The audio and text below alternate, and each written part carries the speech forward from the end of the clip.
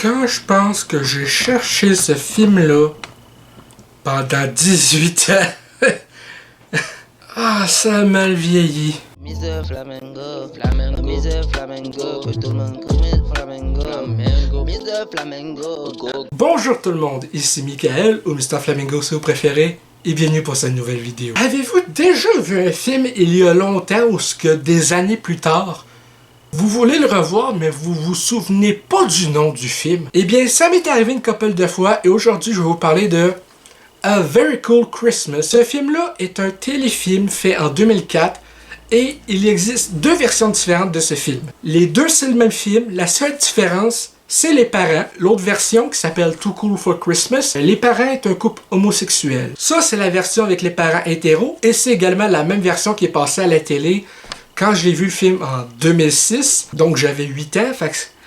Fait disons juste que ça fait proche 18 ans, plus ou moins. En tout cas, je suis pas bon en maths, mais j'ai cherché ce film-là pendant calissement longtemps. Quand tu recherches un film et que tu te souviens pas du titre, écrire sur Google film de Noël où que la fille superficielle de 16-17 ans fait un relooking au Père Noël, tu vas pas avoir bien des résultats. Quand je l'ai vu pour 8$ sur eBay, j'ai sauté sur l'occasion, j'étais genre, je me souviens, c'était ça. Comment décrire ce film-là? C'est un film où le personnage de Brooke Nevin, Lindsay, dans le film, est une fille de 16-17 ans. Elle veut aller passer Noël en ski avec sa meilleure amie et sa famille, la famille de sa meilleure amie, hein. Mais ses parents aiment trop Noël et veulent pas faire un Noël sans elle. C'est leur tradition de faire un Noël avec, en tout cas, la petite famille ensemble. Bref, là n'est pas le point important du film.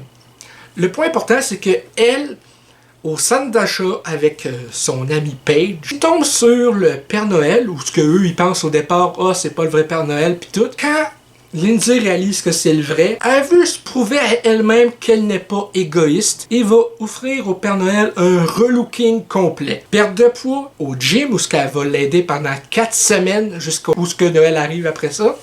Pour perdre du poids, elle va y payer un relooking avec un coiffeur. Et là, on est avec le Père Noël joué par George Hamilton. Aussi, je me rappelle que ce film-là, dans mes souvenirs, vaguement, il y avait le gardien de sécurité du centre commercial. Je sais pas pourquoi je pensais dans ma tête que ce gars-là était joué par Lachlan Monroe.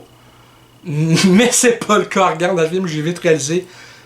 C'était pas ça pantoute que je me souviens. Mais en même temps, ça faisait au-dessus de 18 ans que j'avais pas vu le film. Donc, il y a des souvenirs qui sont échappés en cours de route. Autant le film est très bas budget, ça se voit. Par exemple, il y a des scènes où ils sont supposés être dans la voiture de la fille, mais qu'ils s'en servent comme pour remplacer le traîneau pour aller porter les cadeaux. Tu vois tellement, le fond ne colle vraiment pas avec ce que tu vois à l'écran, la bordure, le char, eux autres, puis l'arrière-plan. T'en as vraiment juste l'impression qu'elle a été filmée sur fond bleu, ou ce que t'as même des fois un mini contour autour des acteurs lors de cette scène-là pendant une fraction de seconde. Puis il y a des scènes où qui sont sur le toit d'une maison avant d'aller dans la cheminée, au lieu de faire comme dans, par exemple, sur les traces du Père Noël, où il va littéralement s'adapter à la cheminée pour passer. Ici, c'est les deux, il fait un petit tour de Noël, puis là, avec son oreille plutôt, puis ils s'en vont avec une lumière qui passe par la cheminée. Tu vois tellement pendant une fraction de seconde où ce que ça passe de eux autres sur le toit, sur le tournage, à une image fixe avec le truc rose qui est fallé dans la cheminée. Donc vraiment, niveau budget, c'est pas fort.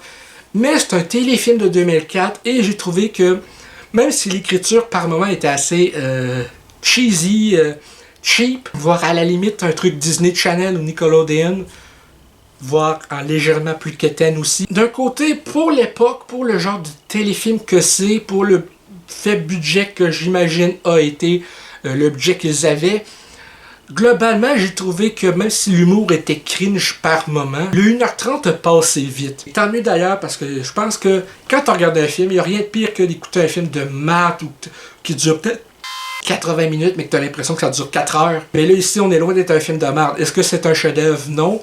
C'est un film fait relativement tout public, mais ils sont pas allés pousser loin le scénario. Les dialogues sont limite première draft de script, mais ça a son charme, c'était le fun à regarder, c'est quétaine. Globalement, j'ai pas trouvé ça désagréable, l'expérience de le regarder à nouveau. Globalement, je dirais que c'est un 2.5 flamand sur 5. Donc toi, je vais t'en serrer là. Si cette vidéo vous a plu, n'hésitez pas à me le dire dans les commentaires, à laisser un petit like, ça fait toujours plaisir, et un abonnement à ma chaîne pour ne rien rater de mes prochaines vidéos.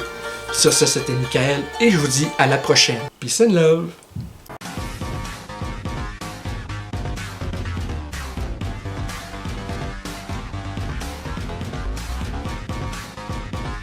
Hey le grand, c'est quoi que t'attends pour t'abonner, sacrément?